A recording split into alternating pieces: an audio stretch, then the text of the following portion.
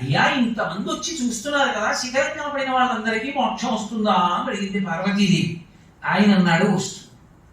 ఎవరికి వస్తుందని అడిగింది. ఎవరికి వస్తుందో చూపిస్తాను రా అన్నాడు. విభూతి కుండ ఉంది కదా కింద, అందులో పరమశివుడు వృద్ధ బ్రాహ్మణ రూపంలో దిగబడిపోయాడు. చెయ్యొక్కడి బయట పెట్టాడు, పెద్ద అరుపులు అరుస్తున్నాడు. అయ్యో నన్ను ఎవరైనా పైకి లాగండి, పైకి లాగండి, పైకి లాగండి అని.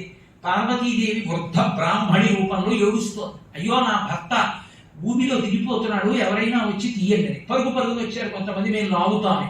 అయ్యో నా భర్తని లాగేటప్పుడు కించిత్ పాపం లేకపోతేనే లాగాలి. అయ్యో నేను చేసేవి చాలా ఉన్నాయమ్మా అని వెళ్ళిపోయారు. ఒక వేశ్య, ఆమె జీవితం అంతా పడుపు వృత్తితో గడిపింది. ఆవిడ వచ్చింది, వచ్చి అమ్మా నేను లాగుతాను, నువ్వే పాపం చేయలేదా అంది. చెయ్యేమ్మా, నేను వేశ్యా వృత్తిలో ఉన్నాను, ఎన్ని పాపాలు చేశానో శ్రీశైలి శిఖరం చూశాను, కాబట్టి నాకు మోక్షానికి అర్హురాలను. అంటే నాకు పాపం లేదు, పుణ్యం లేదమ్మా. పరమశివుడు చెప్పిన మాట శిఖరం చూశాక నాకెక్కడుంది, నాకు పాపము లేదు, పుణ్యము లేదు, రెండూ కలిపోతే మోక్షం. ఏ ఒకటి మిగిలినా పునర్జన్మ. కాబట్టి నాకు రెండు లేవమ్మా, నేను లాగచ్చు పరమశివుడని పైకి లాగింది. శంకరుడు అప్పుడు ప్రత్యక్షం అయ్యాడు. పార్వతి, నమ్మకం అన్నది ప్రధానం.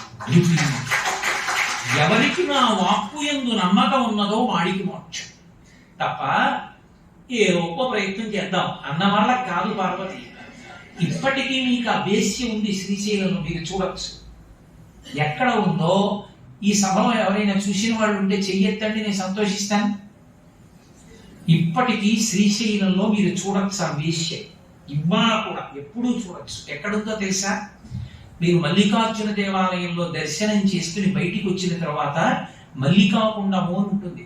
ఆ మల్లికాకుండానికి దక్షిణ భాగంలో ఆవిడ శిల్పం, రెండు కళ్ళు అవి చెక్కి మల్లికార్జున లింగానికి పక్కనే ఉంటుంది ఆవిడ.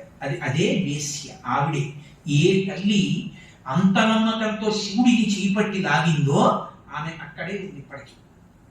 ఆవిడ దర్శనం చేయమని చెప్తారు. శ్రీశైలంలో ఒక అద్భుతం, ఒక వేశ్య అంతటి ధృతితో, అంత నమ్మకంతో పరమశివుడి పక్కకే వచ్చి చేరి దేవాలయంలో ఆమె ఇప్పటికీ భక్తుల చేత దర్శనం పొందుతోంది. అందుకే శిఖరానికి వెళ్ళే ముందు ఆవిడ్ని చూసి వెళ్ళమని చెప్తాడు. నమ్మకం నేర్చుకో, ఆవిడ పక్కకి చేరింది, నువ్వు చేరగలవు నమ్మగలిగితే శ్రీశైలాన్ని. కాబట్టి శ్రీశైల శిఖరం దృష్ట్యా పునర్జన్మ విద్యతే. శ్రీశైల శిఖరాన్ని ఎవరు చూస్తున్నారో వాళ్ళకి పునర్జన్మ లేదు. అంత గొప్ప దేవాలయం, అంత గొప్ప పర్వతం.